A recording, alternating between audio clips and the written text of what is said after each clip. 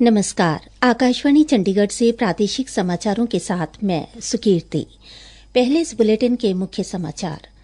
केंद्र ने देश में इलेक्ट्रिक यात्री कार के विनिर्माण को प्रोत्साहित करने के लिए कम आयात कर की पेशकश की। आतंकवाद के विरुद्ध भारत का दृढ़ रवैये का संदेश देने के लिए सांसदों के साथ सर्वदलीय प्रतिनिधि मंडल विभिन्न देशों के दौरे पर शिवसेना सांसद श्रीकांत शिंदे ने कहा कि 5 दशकों से आतंकवाद के विरुद्ध लड़ाई के बावजूद भारत आज प्रौद्योगिकी शक्ति है। भारतीय प्रौद्योगिकी संस्थान कानपुर ने जेईई एडवांस परीक्षा के परिणाम घोषित किए। हरियाणा में अवैध गर्भपात और लिंग निर्धारण में लगे 500 केंद्र बंद करवाए गए। हिसार जिले के फरीदपुर गांव के निवासी संदीप आर्य ने 20,000 सूर्य नमस्कार करके विश्व रिकॉर्ड बनाया। अब समाचार विस्तार से। केंद्र सरकार ने देश में इलेक्ट्रिक यात्री कार के विनिर्माण को प्रोत्साहित करने के लिए एक योजना की दिशा निर्देश की अधिसूचना जारी की है। भारी उद्योग मंत्री एचडी कुमारस्वामी ने आज नई दिल्ली में मीडिया से बातचीत में इसकी जानकारी दी। उन्होंने कहा कि भारत कम आयात कर की पेशकश कर रहा है। आतंकवाद के विरुद्ध भारत के दृढ़ रवैये का संदेश देने के लिए सांसदों के 7 सर्वदलीय प्रतिनिधि मंडल विभिन्न देशों के दौरे पर हैं। सर्वदलीय प्रतिनिधि मंडल आतंकवाद और इसके किसी भी रूप को कतई बर्दाश्त न करने के भारत के संकल्प को दुनिया तक पहुंचा रहे हैं। एनसीपी एससीपी की सांसद सुप्रिया सुले के नेतृत्व में प्रतिनिधि मंडल मिस्र पहुंचा। इस प्रतिनिधि मंडल ने कल अपनी इथियोपिया की यात्रा को संपन्न किया। इससे पहले शिवसेना सांसद श्रीकांत शिंदे के नेतृत्व में सर्वदलीय प्रतिनिधि मंडल ने लाइबेरिया में भारतीय समुदाय के सदस्यों से बातचीत की। पहली बार कोई देश आतंकवाद के खिलाफ ऐसे डेलीगेशन के माध्यम से शांति का संदेश पूरे विश्व में फैलाने का काम कर रहा है। वो हमारे नरेंद्र मोदी जी ने किया। भारत इस टेररिज्म के खिलाफ गए 4-5 दशकों से लड़ता आ रहा है। भारत बहुत कैपेबल है सभी आतंकवादी गतिविधियों से लड़ने के लिए और हमेशा लड़ता आया है। और हमेशा पाकिस्तान के माध्यम से जितनी लड़ाइयों की इनिशिएटिव उन्होंने ली उसमें पाकिस्तान को परास्त करने का काम भी भारत ने किया। श्री शिंदे ने कहा कि 4 से 5 दशकों तक आतंकवाद के विरुद्ध लड़ाई के बावजूद भारत आज प्रौद्योगिकी में एक बड़ी शक्ति है।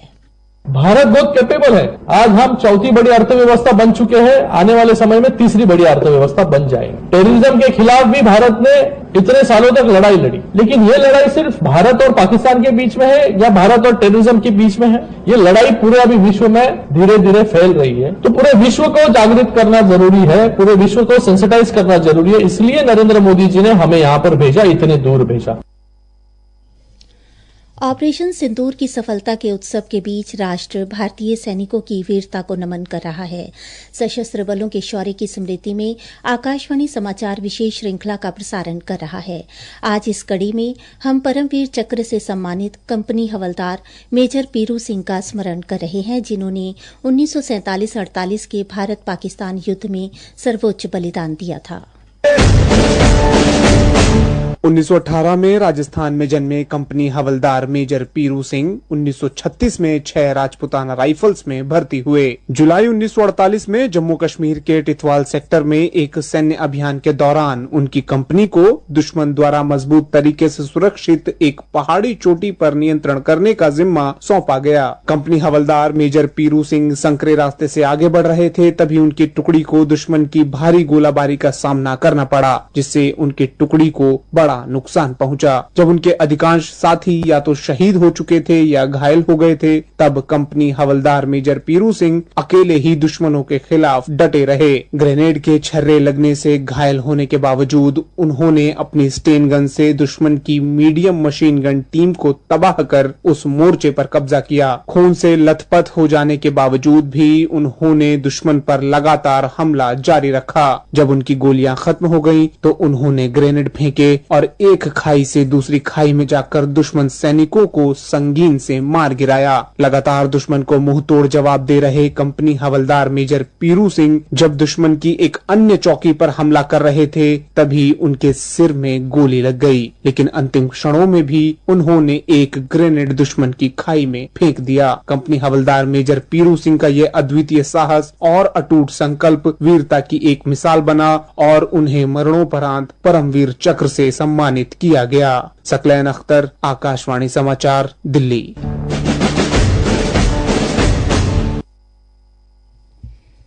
प्रादेशिक समाचार आकाशवाणी चंडीगढ़ से प्रसारित किए जा रहे हैं। हमारे बुलेटिनों और ताज़ा समाचारों के लिए आप हमारी वेबसाइट newsonair.gov.in पर लॉगिन कर सकते हैं। ये समाचार हमारे यूट्यूब चैनल और x handle Akashvani news Chandigarh पर भी उपलब्ध है। भारतीय प्रौद्योगिकी संस्थान कानपुर ने आज जेईई एडवांस्ड परीक्षा 2025 के परिणाम घोषित कर दिए। छात्र छात्राएं वेबसाइट result25.jeeadv.ac.in पर अपने परिणाम देख सकते हैं। जेईई एडवांस्ड परीक्षा भारतीय प्रौद्योगिकी संस्थानों और तकनीकी शिक्षा के अन्य सहभागी संस्थानों में स्नातक पाठ्यक्रमों में प्रवेश के लिए आयोजित की जाती है। परीक्षा में शीर्ष स्थान प्राप्त करने वाले रजित गुप्ता ने आईआईटी में दाखिला लेने के इच्छुक विद्यार्थियों को सलाह दी है कि वे तैयारी के दौरान जरूरत पड़ने पर अपने शिक्षकों की सलाह लें और पूरी लगन के साथ तैयारी करें। हरियाणा में लिंग अनुपात के सुधार के लिए प्रदेश के स्वास्थ्य विभाग ने गर्भपात और लिंग निर्धारण में लगे करीब 500 केंद्र बंद करवा दिए हैं। इस दिशा में उठाए जा रहे कदमों की जानकारी देते हुए हरियाणा स्वास्थ्य विभाग के महानिदेशक डॉक्टर कुलदीप सिंह ने बताया कि हरियाणा के जितने भी गर्भपात केंद्र हैं उन पर नजर रखी जा रही है। 2 लड़कियों के जन्म के बाद होने वाले गर्भपात के मामलों की विशेष जांच की जा रही है।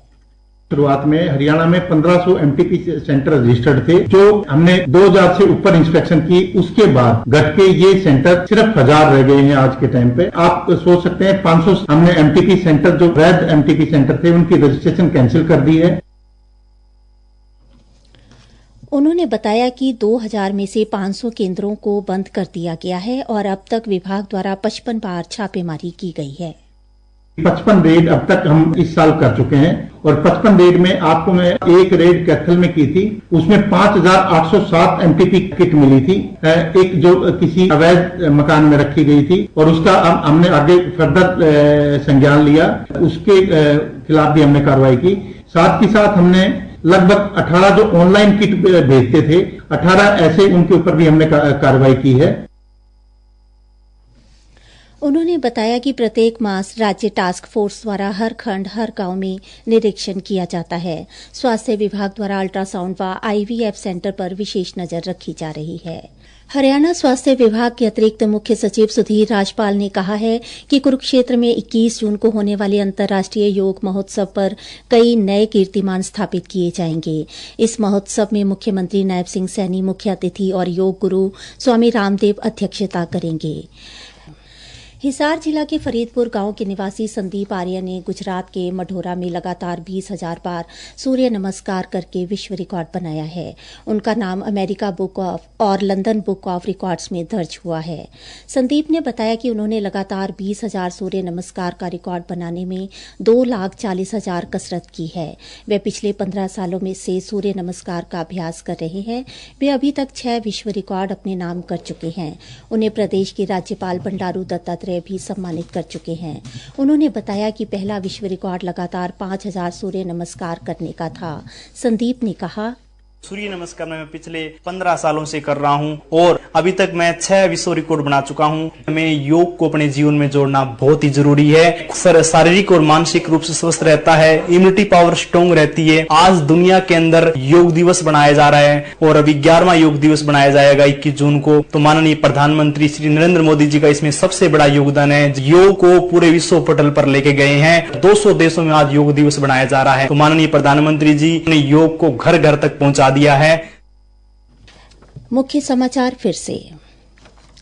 केंद्र ने देश में इलेक्ट्रिक यात्री कार के विनिर्माण को प्रोत्साहित करने के लिए कम आयात कर की पेशकश की। आतंकवाद के विरुद्ध भारत का दृढ़ रवैये का संदेश देने के लिए सांसदों के साथ सर्वदलीय प्रतिनिधिमंडल विभिन्न देशों के दौरे पर शिवसेना सांसद श्रीकांत शिंदे ने कहा कि 5 दशकों से आतंकवाद के विरुद्ध लड़ाई के बावजूद भारत आज प्रौद्योगिकी शक्ति है। भारतीय प्रौद्योगिकी संस्थान कानपुर ने जेईई एडवांस्ड परीक्षा के परिणाम घोषित किए। हरियाणा में अवैध गर्भपात और लिंग निर्धारण में लगे 500 केंद्र बंद करवाए गए। हिसार जिले के फरीदपुर गांव के निवासी संदीप आर्य ने 20,000 सूर्य नमस्कार करके विश्व रिकॉर्ड बनाया। समाचार समाप्त हुए।